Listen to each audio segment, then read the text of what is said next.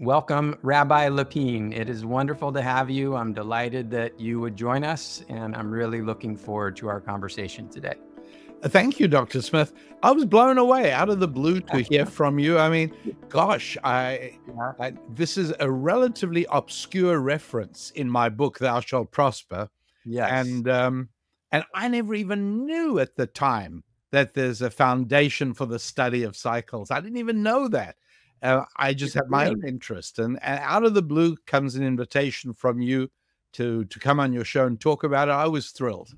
Oh, well, the feeling is mutual, especially since I've been reading your book. So the way this came about is one of our newer members joined, and I said, "What brought you to the foundation?" And he said, "Oh, well, I read Rabbi Lapin's book on Thou ShallProsper, and he talks about cycles and the foundation in there, and Edward Dewey, so I thought I should join." So, well, I'm very happy to have brought you a member. That's great.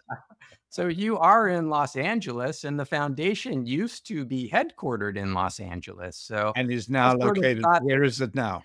Well, I am in Virginia now, so I'm over on the East Coast, even though I did grow up in Los Angeles. Well, I lived in Los Angeles for many years. I planted a synagogue there on the ocean front in Venice. And after that, we moved to an island near Seattle. And that's where I wrote Thou Shalt Prosper there. And then we moved to Maryland. So you and I are only a few miles apart. Yes. I spent time in Venice as where I think your synagogue may have been near there in Los Angeles. It was in Venice, exactly. Yes, I was. I remember being 5 years old and playing flag football in the 70s and watching the arrests happen on a daily basis. Yeah, that sounds like Venice. Hasn't changed much. Yes. So before we jump into your work, how did you come across the work of Edward Dewey and the Foundation for the Study of Cycles?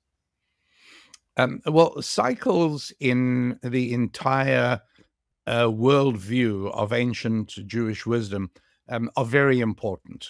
And so I've always been interested in every aspect of cycles.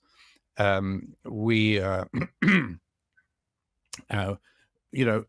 ranging from a 28-year solar cycle that is significant in Hebrew wisdom, all the way to,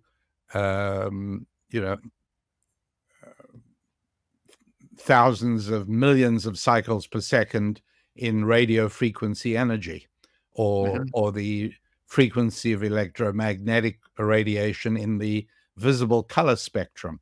All of this is cycles, from the longest to the shortest. And it's relevant in every part of it. I mean, any man who lives with a young wife knows that his life is in many ways regulated by a 28-day cycle. So excellent point. It's sheer folly to overlook cycles. I couldn't agree more. And certainly Ecclesiastes comes to mind as a book from the Bible that to every season turn, right? Well, that was the Song of the Birds, actually. Right. They added in the turn in 1965, I think it was. Yes. But yeah, based on chapter 3 in Ecclesiastes, that's right. And can you just talk a little bit about the role of cycles in Judaism and in the Bible? I'm very interested in that. Well, the Bible is nothing if not a guide to how the world really works. Right. That's what it is. Yes. Furthermore, it is an extremely technical book. I'd say that, and I'm not trying to be cute here or exaggerating, but I doubt whether one picks up 1% of the data in an English translation. Sure. But this is not unusual in any technical volume. Max Planck wrote the whole, the principle of thermodynamics in a very complex German book.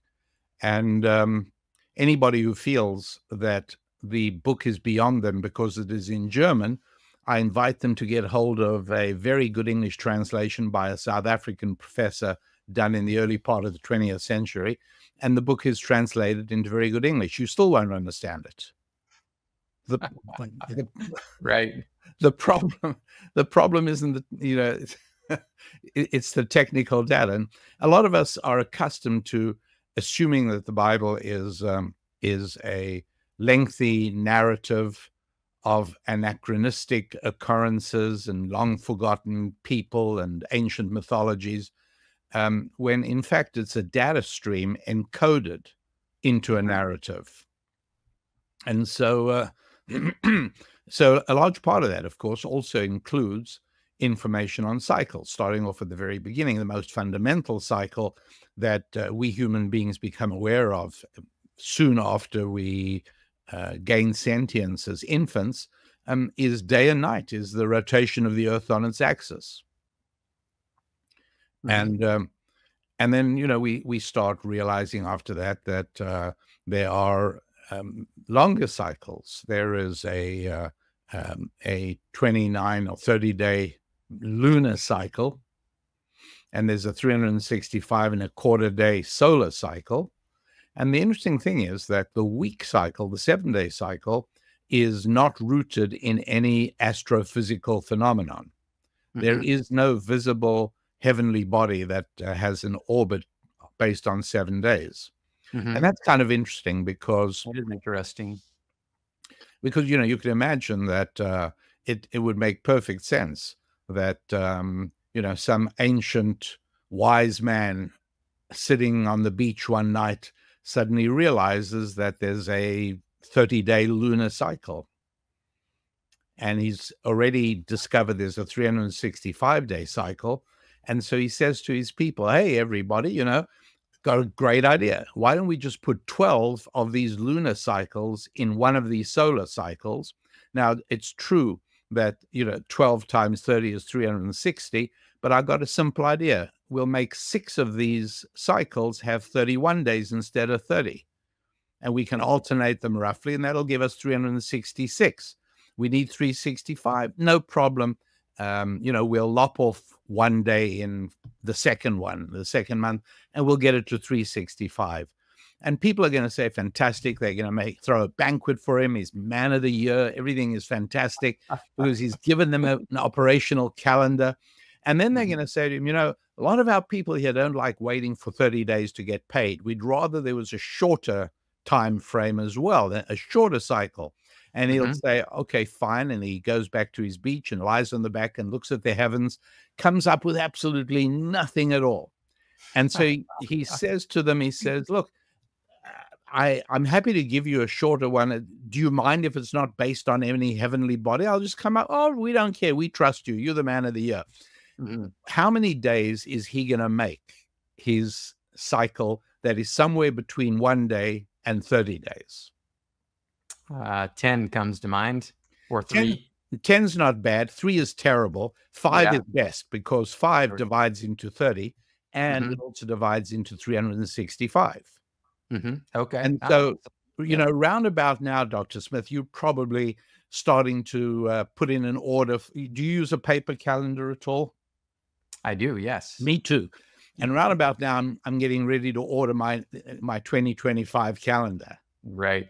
But if you'd listen to me and make the week 5 days, then all you need do is erase wet rag, plastic pages, erase 2024, 2025 will be exactly the same. October the 29th will be a Tuesday every single year. The whole problem, the whole mess we have is the 7-day cycle, because 7 goes into 365 with the remainder 2, and that pushes the calendar off by 2 days every year. So it does have some connection with the Bible, though, wouldn't you say? Well, yes. Now, you're making it too easy for me. Okay. All right. Sorry. No, it's just that there is no earthly logical reason for a 7-day cycle. Yes. It makes absolutely no sense. There's no heavenly phenomenon. There's no logical phenomenon. So much so that the League of Nations after World War I, through the Commerce Legation, decided to push for a 5-day week, to switch from 7 to 5. And this was pushed very ardently by Russia, which after the revolution in 17 was very driven by an ideologically secular worldview. They were very unhappy with the 7-day cycle. And with good reason, in the sense that it is inconvenient. However, here is the 7-day cycle. Why is it here? Adopted from the primeval memory of human beings, and in 6 days the Lord created heaven and earth, and on the seventh he rested. And for the life of me, I can come up with no other reason for a 7-day week. But it is a fundamental cycle in human affairs. Brilliant. I love it. Thank you very much. Am I right that you actually have a background in physics? Yes, that is true. Yeah. I worked as an electrical engineer for a while. Because I saw that you taught physics for a while as a young man. Correct. And it's interesting to me, this relationship between science and religion. And, science would say, hey, let's have a 5-day week, right? Yes. It's logical, it's rational. We don't have to change the calendars. And yet we have this 7-day week, right? And, I have been working to revive the foundation for the study of cycles. So Dewey died in 78, I believe. And a number of people have managed it over the years, and it fell into disrepair. And I, over the past 5 years, have been working to restore it. And we're doing quite well. I'm pleased to say we're growing nicely, and I think with my help, actually, yes, yes, exactly. And I hope for more of your help. You'll get it. But one of the things that interests me about the time that we live in today, right, is that we are in this very kind of hyper rationalistic, now digital paradigm, right? We're in this kind of technology, industrial movement, and cycles kind of get run roughshod over, right? So there's actually a lot of talk about cycles today. You probably have heard of Neil Howe and his book, The Fourth Turning. Have you heard of that? I haven't. I'll make note of it. So very interesting book, very popular book. Ray Dalio, who's a big hedge fund guy, right? He's got a lot out on cycles right now, especially debt cycles, which also has a connection with, I think, some of the Jewish tradition with the Jubilee idea. Absolutely. That's a 50-year cycle. Yes. Not too far off from the Kondratiev cycle also. Right? And that's where Kondratiev got his inspiration, as you know. Yes. So one of the reasons, besides, I'm a mathematician by training. So, of course, I'm interested in quantification and in analysis and in digital signal processing, which is how we do cycles analysis at the foundation, one of the main ways we do it. But I'm also very interested in how we can kind of start to have a better relationship with cycles, okay? And how a greater awareness of cycles can help us to ultimately have a more sustainable, long-term, time here on Earth. A lot of people want to go to Mars and leave Earth behind. No, I really would love to see us make the Earth, our time on Earth and our place on Earth. I'm with you 100%. Where we cooperate with cycles instead of going, well, let's just run roughshod over the 100%, up and go to Mars. Although the only reservation I have is that I do have a little list of people whom I would like to go to Mars. Family or not? Not family at all. No. Not family. Okay. Very good. So to me, getting into your work now and your, I would say, synthesis of science and religion, and even of business and religion, or material and spiritual. Yes. I'd say. So that's one of the things that, you came across so clearly in Thou Shall Prosper. Yes. And when did you first write that book, by the way? I wrote that. Um, Was it in the as 90s? you yourself will know, the when people say how long did it take to write, and the answer is 38 years to research, 6 months to write. But no, I wrote it in the early to mid 90s. Yes. Mm-hmm. And in that book, you're talking about making money, Yes. right? Which a lot of people are interested in. Yes. But you're saying that making money is not just about making money. It's not just a material thing. And I actually have, if I can share just briefly here. Please. This is the cover of your book. Yes. And I highly recommend it. I'm still working my way through it, but I'm really appreciating it a lot. I think it's a very profound book, and I recommend it to everybody. But here's the thing that really caught me more than anything, okay, which is this is kind of the idea that we all have, right? That the old you plus more money is going to equal the new you. Yes. Now, as a mathematician, we can subtract old you from both sides of this equation.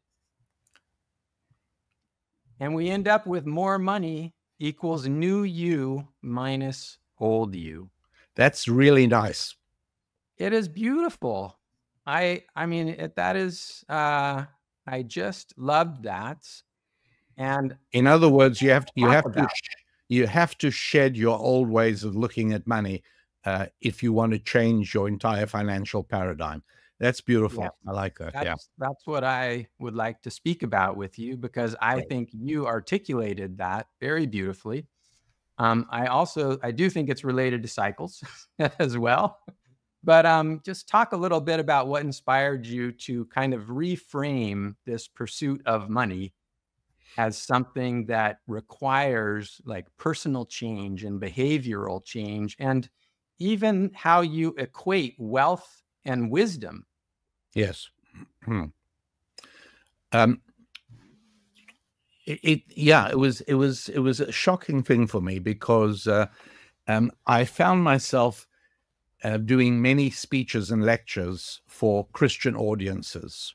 And that came about because of some relationships that were formed and some new friends I met. And I began becoming, I was speaking to about 30 Christian audiences a year, about 30. And none of them were smaller than 5,000 people. So I was really sort of face to face with very large Christian groups during the course of a few years. And people started asking me questions. And one of the questions, for instance, I think once they felt comfortable, they realized it takes a lot to offend me, and I wasn't going to get all upset if people asked me awkward questions. So they are, for instance, one of the questions not relevant to today, but one of the questions was, why are Jews, who are essentially the people of the Old Testament, at the forefront of revolutionary political ideologies that undermine almost every single Old Testament moral principle? Interesting. And sure enough, I told them, well, one of the longstanding jokes is that the Democratic, or that Jews are the circumcised wing of the Democratic Party. And so I explained that. And I wrote another book to answer that question called America's Real War. But the most popular question that people asked me when they began to feel comfortable with me is, why are Jews so disproportionately good with money? Right. Now, initially, I thought to myself, that's really interesting.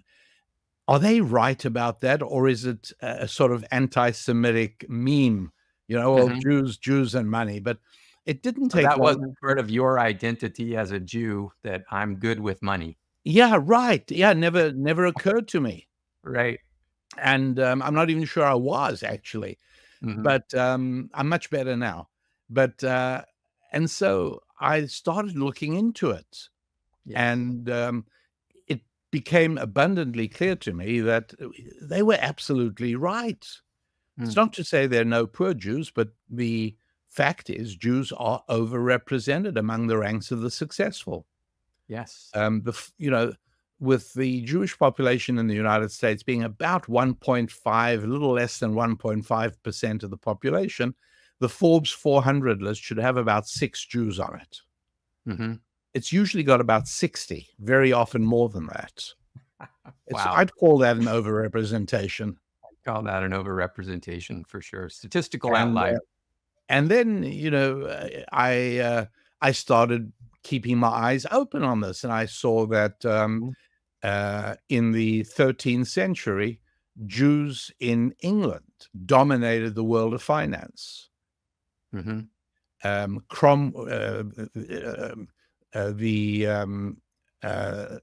government threw them out of England at the time. This was a device in order to regain title to aristocratic properties which had been mortgaged to Jewish bankers. Churchill writes about that in A History of the English-Speaking People. Cromwell then in the 17th century brings them back precisely because he wants to encourage financial growth, which he does. And it's just in time for the provision of capital for the Industrial Revolution, which the whole history of that would have gone differently had Cromwell not reestablished a Jewish financial core to the city of London. And so it is. Hanseatic League cities in the 1500s, like Hamburg. Hamburg actually sent messengers to Amsterdam asking if there would be 20 Jewish families who'd be willing to relocate to Hamburg in order to start up, to kickstart or jumpstart a financial. So this began to be very interesting to me, and I started trying to figure out what's going on here. Why are Jews disproportionate? Yes. Yeah, right. And the most often given answer in my interviews was, well, because they're super intelligent. Well, firstly, today Jewish intelligence is no longer even close to significantly higher than other groups. East Asian groups, for instance, outperform Jews. It's one of the reasons that today most of the successful up-and-coming classical musicians are Asians. Talk of mathematics, right? Most of the brilliant mathematicians in top universities are now Asian. And so that doesn't adequately explain it. But what does, as far as the intelligence issue is concerned, something really interesting occurred to me, which was as soon as I checked it out, the statistics absolutely definitively guaranteed it. And that is that while it's true that in the Bell distribution curve of human intelligence, it's true that those at the tail end with IQs in the range of 70 are not going to become business tycoons. It's just not going to happen. They're not going to become good at any. It's just one of the tragedies of the human condition. Super low intelligence is a huge, insurmountable obstacle. But here's the thing, which I think the elegant symmetry of it will appeal to your mathematical mind. Yeah. It is exactly the same degree of handicap at the top end of the distribution. I am not surprised. Right. And so, where do people of super high intelligence end up? Faculties of universities. I have a thesis about this. Speak. That when you have such a high IQ, one of the things you're very, very good at is telling yourself stories. that you can make up a narrative to explain almost any scenario that you're encountering. And so you just basically live, in That's kind of a good. fantasy world. I learned this firsthand from being in finance, right? Because in many ways, the smarter you are, the worse your outcomes are, because you can constantly deny reality by making up some obscure narrative to Yeah, explain why you're yeah. actually right and the We market is wrong. we need to collaborate on something, because that's so good. You'll laugh that I once interviewed a very successful con man. Well, he was successful till he wasn't. He was in jail at that point, but he specialized in the long con, and he very seldom scored less than $500,000 on a con. He said, you won't be shocked, he said, the smarter people are, the easier they are to con. Yeah. Yeah. So you've got both tails. They're not going to be the So good with money. the explanation for Jewish business success clearly has nothing to do with IQ. The best place to be is somewhere in the middle, the Sam Walton position. Go ahead and build Walmart. But if you're too smart for your own good, you're not going to do anything like that. Yeah. And money is made when two human beings look at each other and agree to do a transaction, and that creates wealth. And we all prefer to do transactions with people we know, we like, and we trust. And it's hard to like or trust a super intelligent person. The smartest person in the room is, at the very best, you feel that it's not a transparent relationship, and it seldom is. So when my mother said to me, don't try and be too smart for your own good, she was 100% right about that. Yeah. And so if it's not smartness, I thought and I was being academically honest here and totally open. The old Oxford English Dictionary defines Jew as a verb, as in to Jew somebody. Right. And so is it possible that one of the reasons that Jews prosper is that they don't believe honesty is the best policy? They believe that moral flexibility is the best policy.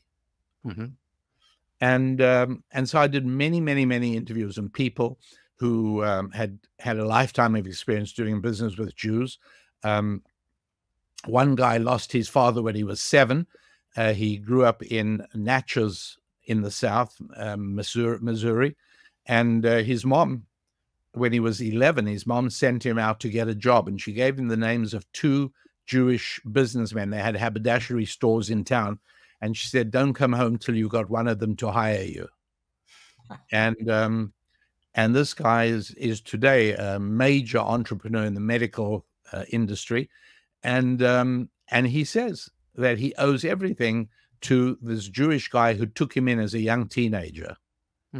And I just got countless stories like that. Yeah, we got our Bernie Madoffs, we've got our bad apples, just like anybody else. But the notion that Jews are routinely dishonest makes no sense, because there's such a thing as reputation, and nobody chooses to do business with somebody of shallow reputation. So, it wasn't that. That explanation is off the table. It's got to be. Yeah, absolutely. And so on. There were 2 other explanations not worth going into, but they were also very easy to debunk, which left us with, okay, if it's none of the 4 mistaken theories, what is the explanation? And what this boiled down to is what then became the 10 Commandments. But I'll give you an example of the beginning of it, which is perhaps among the most important. This brings us to the question of the difference between spiritual and physical. Yes. And if I can just do a very brief side excursion into that. Oh, that would be wonderful. I'd be delighted. Spiritual, physical is clear, right? By definition, a physical is something you can measure. It's things like gratitude is not a physical phenomenon because there is no way to measure it. Things that have extension, or as Descartes would have said, res extensa. Okay, that now it rings a bell what you're saying. I don't know it well, but yes. So Yes. spiritual has nothing to do with religion, piety, virtue, morality, or God. Yeah, in your book, you actually say, like in a computer, the hardware is physical, and the software is spiritual. Spiritual is something that can't be measured. Yes. And so if if a pregnant woman comes to a doctor and says, "Doc, could you tell me something about my unborn child?" Doctor, sure. What would you like to know? She says, "Well, I live a fairly active social life. So for one thing, I'd like to know if my child is going to be black-skinned or white-skinned." Doctor, now I don't actually know if this is doable, but if it isn't, it'll be doable tomorrow. I mean, but doctor says, sure. He does pulls an amniocentesis. The kid's got white skin, fine, okay. She says, I'd like to know if my kid will have a tendon. Oh, is it going to be male or female? Doctor, easy. I can tell you that right away. Yeah. Is my unborn child going to have a tendency towards chubbiness, or is he going to be thin and slender? No problem. I'll tell you that as well. And a whole lot of other things. This woman says, Doc, you're on a roll. I've got a few more questions, then I'll let you go. I want to know if my child is going to be a loyal friend. Yeah. Doctor says, sorry, I'm a scientist. Yeah. I can only deal with the physical world. What you're asking me is a spiritual thing. Okay, how about, is my child going to have persistence? Is my child going to be optimistic? Is my child going to have self-discipline? I'm sorry, can't tell you any of those things. Yeah. Those are spiritual. So that's what spiritual is. Spiritual is anything that can't be measured. And so when it comes to money, and this is all part of explaining why Jews are disproportionately good with money, Jews are very aware of a spiritual reality.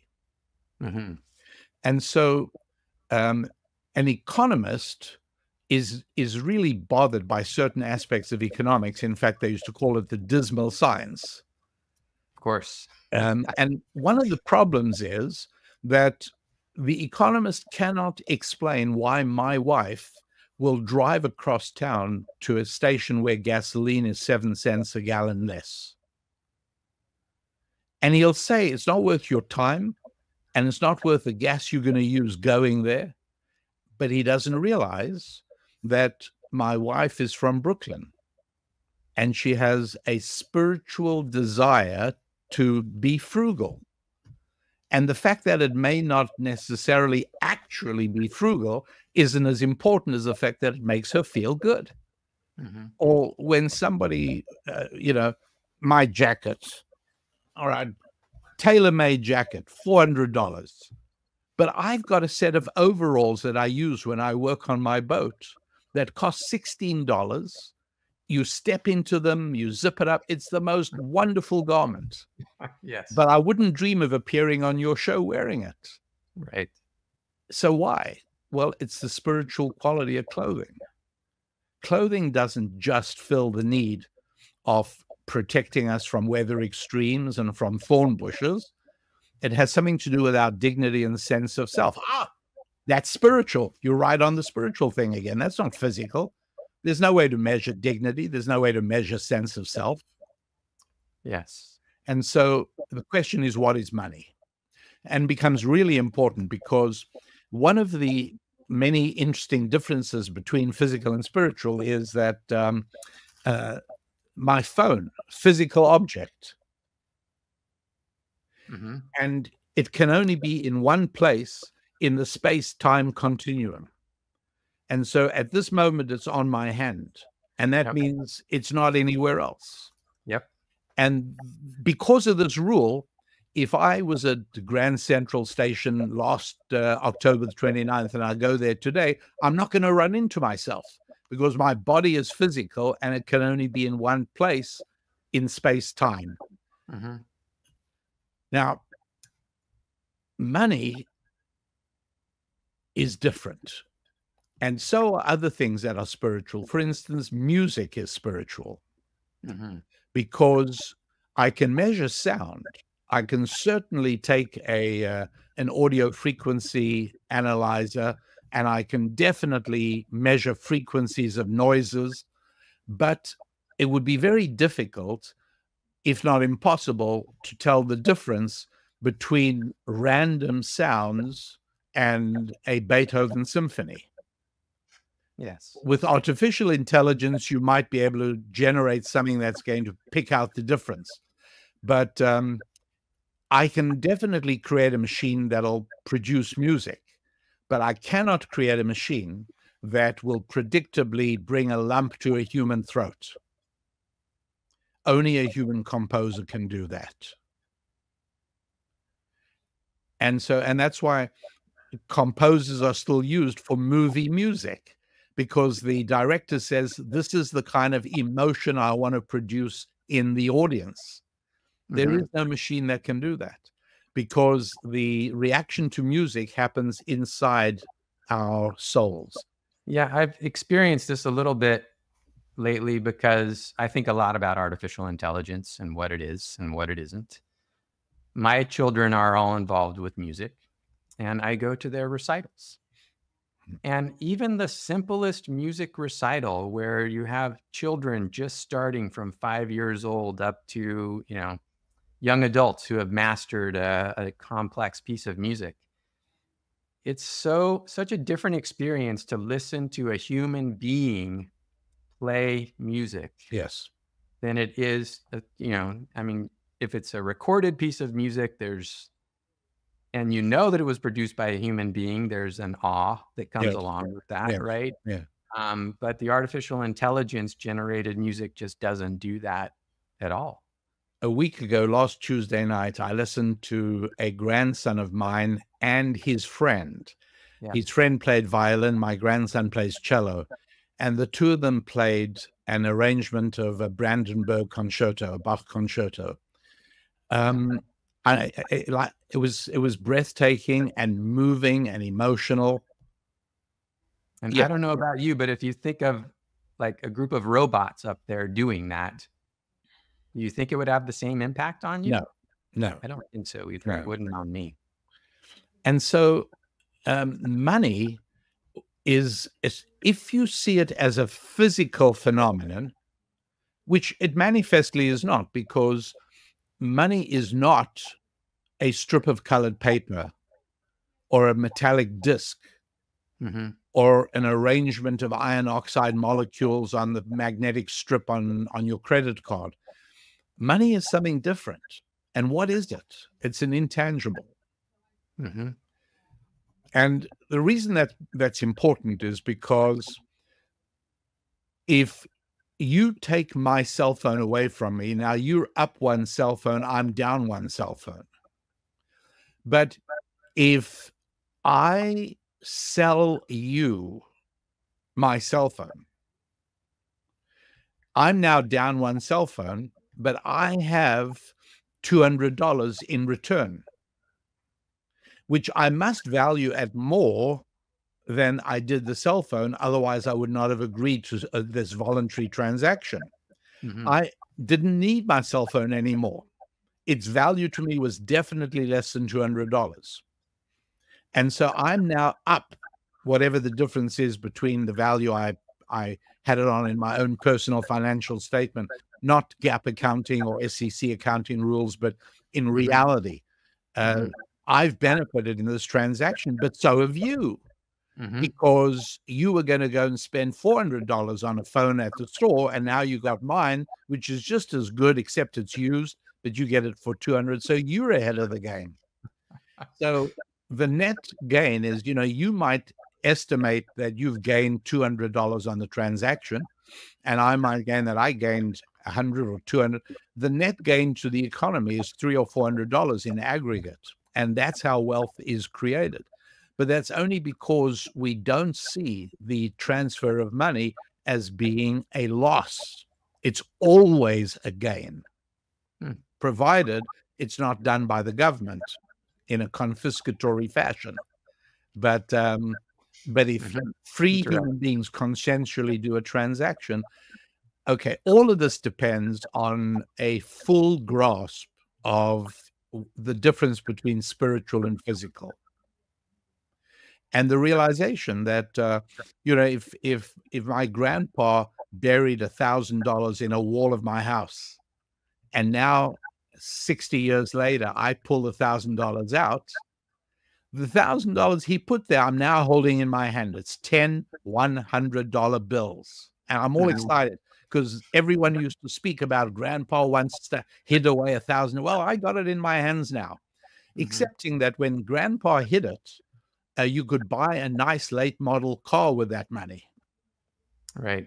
And what I can do with it is perhaps, 2 days grocery shopping at the local market. Right. The value of the money has changed. Now, that's not true for physical objects. When I inherited my grandpa's toolbox, the hammer is still the same hammer it was when he used it. But the money I got from him is not the same money. Right. But spiritual things can change. Think of a reputation. A reputation is spiritual. A reputation can be grown or diminished. And so if you really grasp spiritual and physical, you're at a huge advantage when it comes to making money, because you understand that this thing you're dealing with is an abstract representation of human interaction. So that's a big, big step forward. Another one is recognizing that the second chapter of Genesis is very fundamental to this. And again, today we're at the first time, I think probably since Gutenberg invented the printing press in 1450, this may be the very first time in Western history that the majority of people do not know if Leviticus is a man's aftershave lotion or a book of the Bible. That was never known. There was never this level of ignorance about the Bible. But today there is, but with Jews, that's not the case. With Jews have kept it alive. And so there is a very crucial sentence in chapter 2, I think it's verse 17. It reads, "And God said, it's not good for man to be alone." And then the next two verses verge off into a zoological symposium. And then 3 verses later comes back and God puts Adam to sleep, primitive anesthetic, and produces a woman. And the ancient Jewish wisdom on this is that when God said it's not good for man to be alone, he wasn't referring to the matrimonial prospects of Adam. He was talking about a standard principle applicable in all space and in all time. It's not good for men to be alone. And if we identify the characteristic most common to people who are homeless on the streets, other than substance abuse, drugs and alcohol, the second most common characteristic is aloneness, disconnected. No family, no friend, no nothing. Human isolation is a calamity. You remember the Unabomber years ago? That fellow Berkeley grad. Yes. Yeah. Alone. He was a mathematician too. Yeah, right. But again, a lonely guy, no family, just lived by himself in a hut on the hillside. And so it is with mass murderers, nearly always mass shooters, almost always disconnected people. It's not good for man to be alone. So God provides 2 solutions in that chapter. One of them is sex. The ultimate solution to loneliness. And the second one is money, referenced later in the chapter by the word bread. And that's why it is, I hope this is something you're familiar with. It certainly was true when I lived in England. It was, and that was that bread is slang term for money. Is that something that's fairly well known? Dough. Oh, or can you lend me some dough? Right. That's where it dough? comes from. This is Sure. where it's at. That bread is a biblical, in biblical nomenclature, bread is a metaphor for money. And so God says, okay, I've got two solutions to avoid men being alone. One of them, sex, women. The second one is the desire to make money. And I'm going to set things up in such a way in this world of ours. I'm giving you the Jewish view of this. I'm going to set things up in such a way that you will never make money if you are lonely and isolated. Only by interaction with other people will you make money. Malcolm Gladwell, a little while ago, with I think his book, The Tipping Point, came up. I'm not sure if this is his or he quoted it, but a lovely point, which is that the most reliable correlation for millionaires, for people who've really made a couple of bucks, is the size of their Rolodex, how many friends they have. And that doesn't mean Facebook friends. Yeah. It means folks who drive to the airport at midnight to pick you up if you are stuck. And that is crucial. So God says, you're going to want to make money. You have an appetite for sex and money. Neither can be fulfilled without interacting with other people. Wonderful. And so there is another huge advantage where the Jewish view is, I love my customers. I love my potential customers. I love my employees. It's not just a business relationship. I really love those people. I think the way you said it in your book is other people are important to my well-being. Yes. That is the fundamental view that Jews have, and that you need to have if you're going to be successful and prosperous. Right. I say we never pray to God, please God, please send me $1,000 so I can make my car payment this month. No. We always say, please God, open my eyes to more of your children whom I can serve. The money will flow by itself. You don't have to worry. Wow. That is truly living up to the name of Rabbi. Thank you. Teacher. Yeah, that's right. That's all it is. So that's such an important, thank you for that. And thank you for saying all that. I wonder if you think that some of that is, how much of that is being lost today? Speaking of loneliness and isolation, everybody's just sitting in front of their computer screens all the time. And even within households, people are in their own corners. And, in your book, you talk about the first commandment that, I don't know exactly what the phrase is, but that business is noble and moral. Yes. Right. But certainly there's a lot going on in the business world today that's not noble or moral. And there's a certain kind of covetousness and even just this idea of like measurable money, right? Going back to measurable and not measurable is kind of physical versus spiritual, right? Everybody's looking at a number, right? If I got that number, somehow old you would be new you. Going back to the original thing, right? And but I always also focus on measuring the right numbers. For instance, the government figure for inflation is currently, while we're doing the show, talking with each other, is 3%.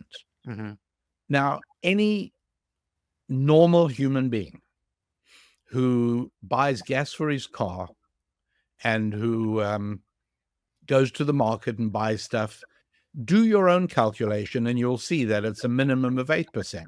Yeah. It's not 3%. GDP figures. Don't worry.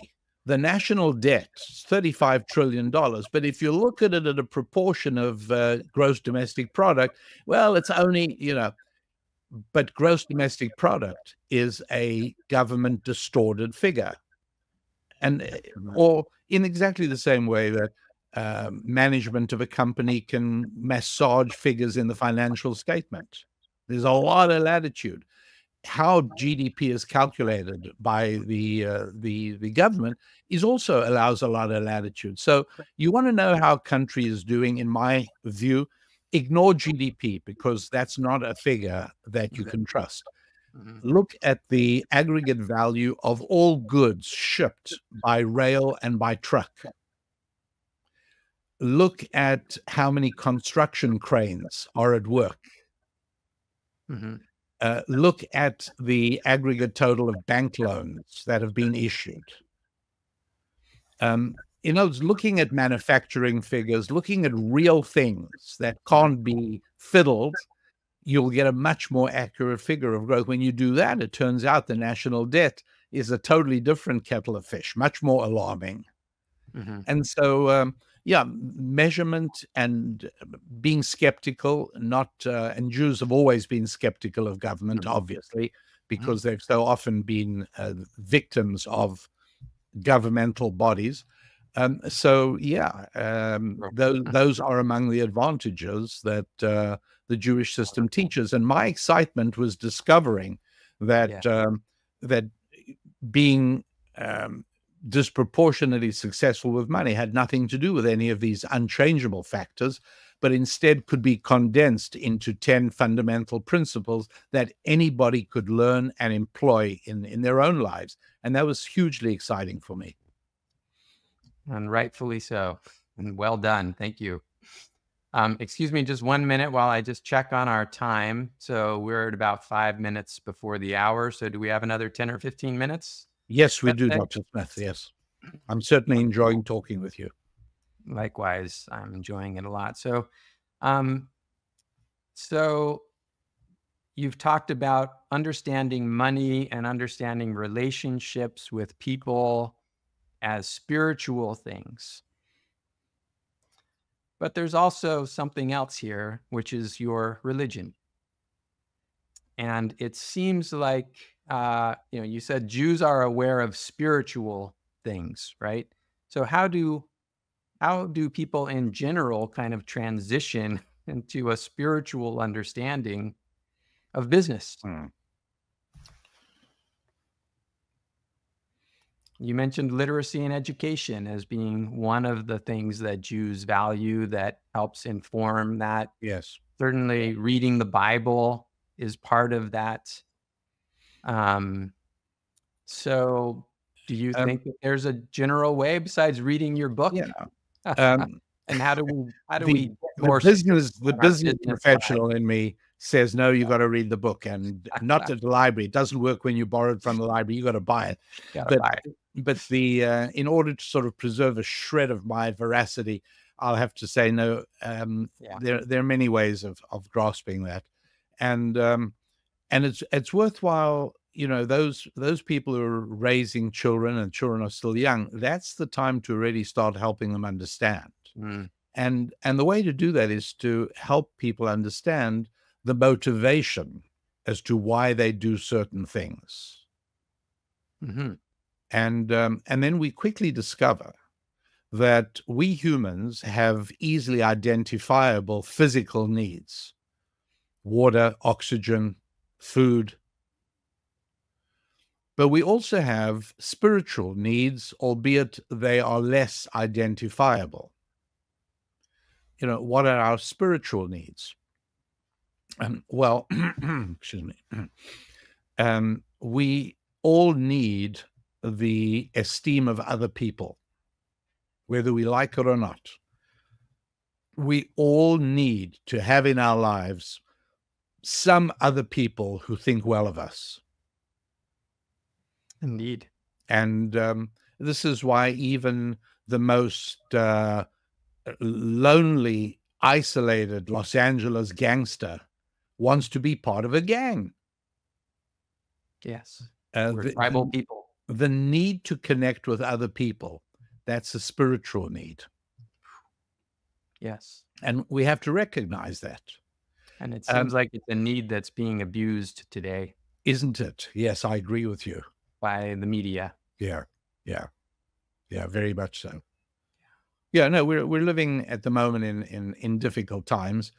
not uniquely difficult times, but certainly difficult times, and with its own challenges. Social media and screens make it a whole lot more difficult to raise a child today than our parents had difficulty raising us. You have some interesting comments in your book on television. Yes. And, what that experience is of watching television and reading that, I couldn't but think of how much more we are immersed in these, ions from screens hitting our eyes continuously throughout the day, right? And children from an early age, thinking that these images are reality.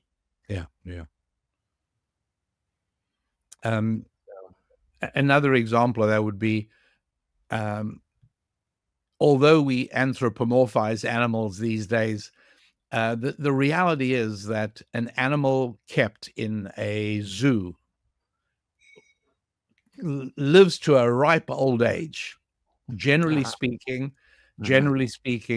lions in zoos live 3 times longer than they do on the African savannah. They're well fed, there's medical attention, and they do fine. Sure. But if somebody decided to do that with a human being, put a human being in a cage and say, you've got nothing to worry about. We'll keep predators away from you. Right. We'll have feed you. Feed, medical attention. You got nothing to, we'll die. We will literally die. Because we'll be university professors. Just joking. Of course. Absolutely. But yeah, we need the sense of limitlessness. That's a spiritual need we have. And it's one of the reasons that human beings, some of the best business professionals, started off life as commission-only salespeople. And I've recently I had to counsel a client who was getting bothered that his top salesperson was out earning him. And I said, he wants to cap sales commissions. I said, be sure to let me know before you do it so I can sell any stock I own in your company, because that's going to be the end of you. Cap commissions? Are you mad? Right. The whole reason that guy came to work for you on a commission basis is because there was no limit to the extent to which his industry and diligence could be rewarded. He's a human being with a love of the limitless. That's a great illustrative example of what you're saying about understanding that something is spiritual. Yes. Yeah. And that, limitless, that, at one level you could take it as greedy, but it's more than that. There's something spiritual about it. There's something aspirational about it. Absolutely. That is actually to be embraced and not to be shunned or condemned. Yeah. So it's an enormous advantage in trying to build a business plan or operate a business or anything, or to be an entrepreneur. Big help to have a comfortable familiarity with the difference between physical and spiritual. Thank you very much. Wonderful. So I would like to give you a few minutes to talk about your new book. Yes, that's right. Oh, thank you. You got it right there. Yes.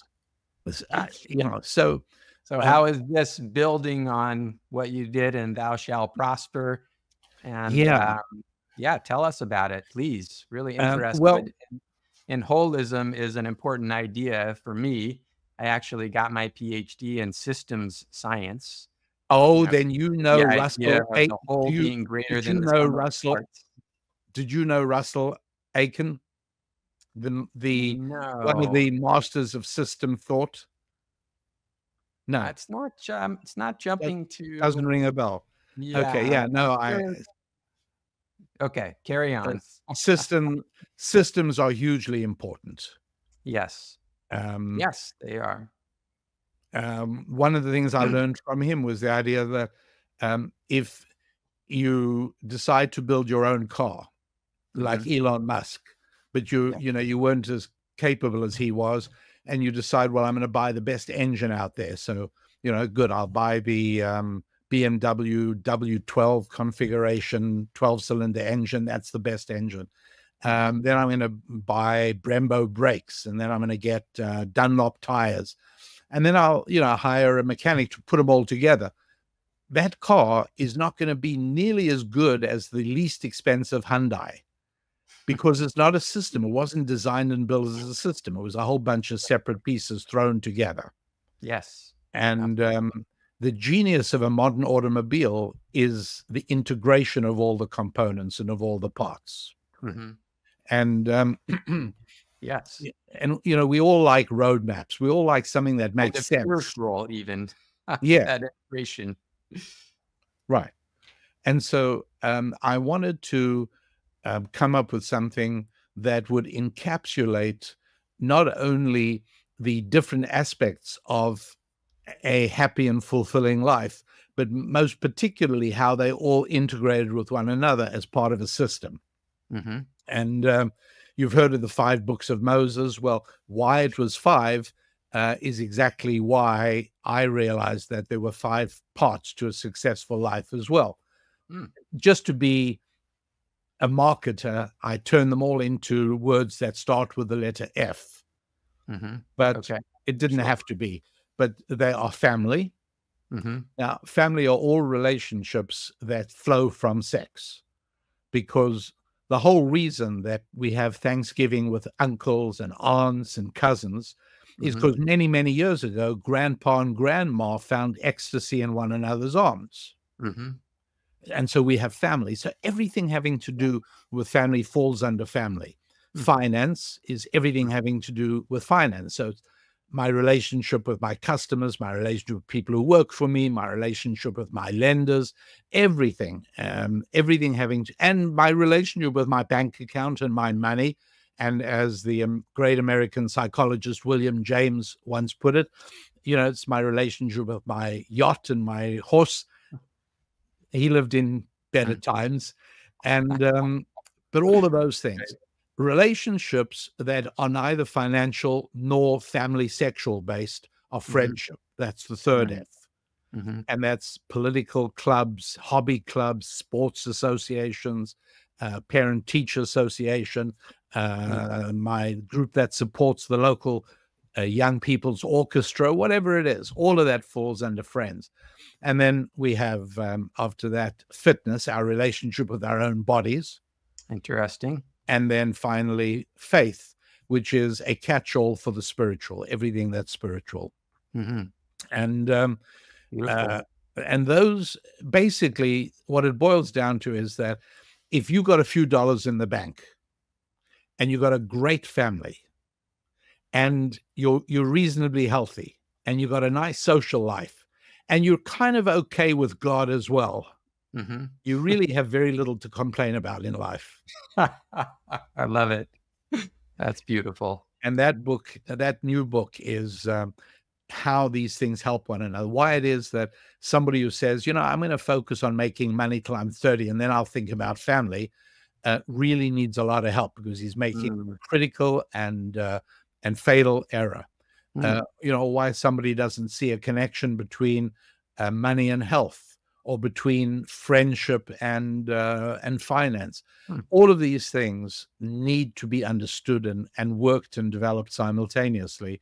And this book is the roadmap to that, which is it's the most exciting work I've done. I'm starting to hear a little bit of echo of cycles in there. Yes, of course it is. You can't get away from cycles. You know that. There's no getting away from it.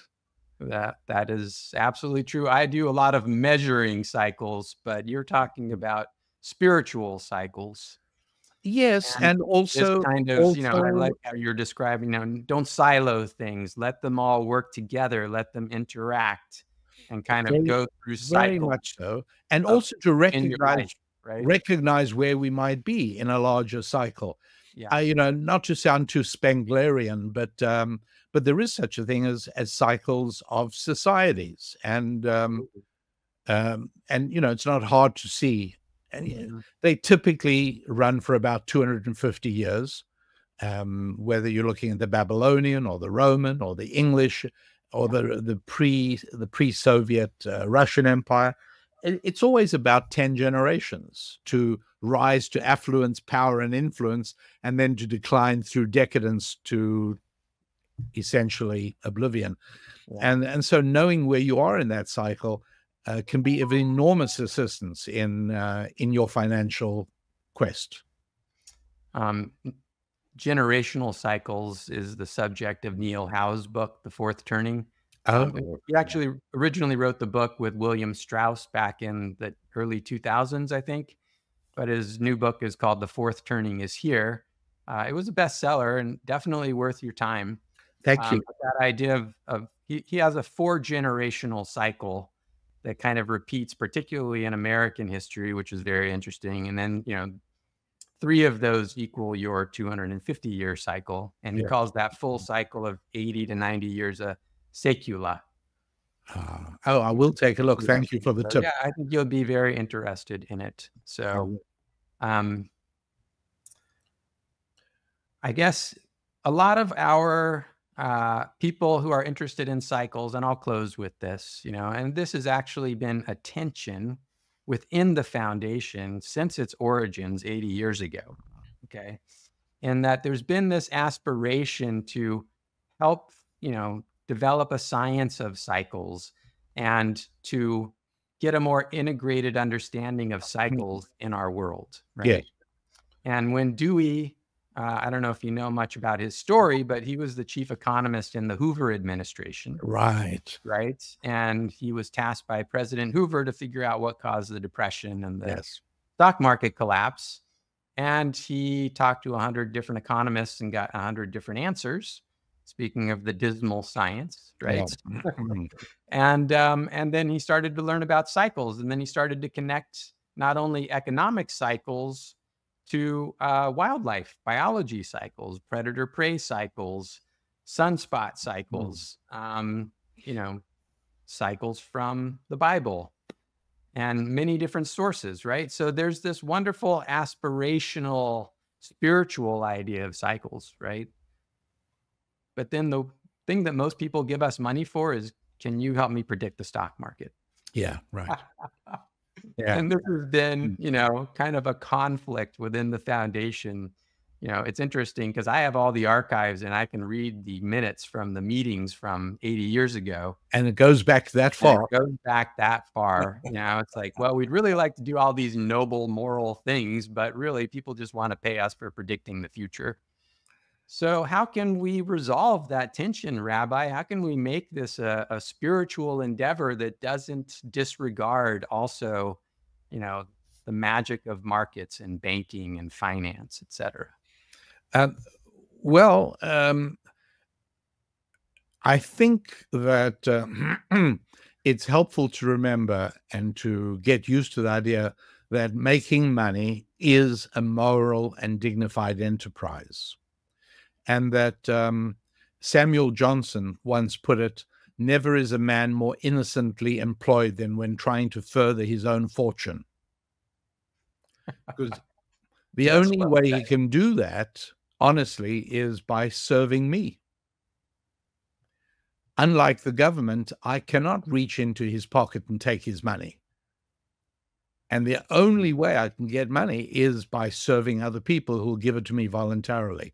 So I'm not, people sometimes say to me, when is enough enough? And the answer is never. Firstly, because the human being's desires are limitless. And secondly, because the only way you're making money is by serving other people. And that's one of the reasons that I regard retirement as immoral. Fantastic. Because, I show up at my doctor for my once every 4-year checkup. And I go in and he's dressed in short pants and he's swinging a club. And I say, what's up? He says, well, I've retired. How dare you? For 20 years, you've taken care of me. What do you mean you've retired? What you're really telling me is you're a selfish devil and you've been there all these years, and the only reason you took care of me was for what you could get out of it. You didn't really care for me. And now that you got enough money, you're taking your ball and you're going home to play golf. That's not a moral outlook. A moral outlook is, I never stop wanting to take care of my customers. Never. And so, and that's a really also, it's a whole different outlook, and it impacts how well you do. You know, it's like talking of golf. I know nothing about the game, but I do know that follow through is very important. And so I could mock that and say that's the dumbest thing I ever heard, because by the time the club hits the ball and it's sailing down the fairway, the follow through with it's not going to influence at all. I can balance the club on my nose instead of following through. Once the ball's hit, don't waste my time telling me what the club should do. And the answer is that if you do not hit the ball in such a way so as it will have the correct follow through, it won't go right down the fairway. If your approach to business is, how soon can I retire and get out of this horrible business of making money, you're never going to do it right, and you're never going to do it very well. And let me sell a little bit. Let me try and make a little money here, because I deliver real value in an online program called the Financial Prosperity Collection. And this is a system of 10 lessons that people can work their way through, giving essentially all these principles that you have to absorb into your day-to-day life in order to be able to be much more effective at generating revenue. Wonderful. And at my website, which is rabbidaniellapin.com, there is a store. You can buy the Financial Prosperity Collection. But if you put in the coupon code CYCLES, yes, you'll get it at half price. Okay. I'm in, Rabbi. I'm going to buy it. And if there's anything we can do for you, we'd be delighted to maybe offer a little course on cycles to your audience. Oh, that's an idea. Yeah, that's an idea. No, we should definitely continue our conversation. Yes. And I thank you so much. Truly, from the bottom of my heart, I've learned a lot from reading your book, from speaking with you. You've given me a new perspective, and I think it's very valuable and very important. And the fact that it also involves cycles is just icing on the cake. So thank you. Well, it's been fun. Thank you, Rabbi. It's been a delight, and I'll look forward to speaking again. Till next time, Dr. Smith. Bye-bye.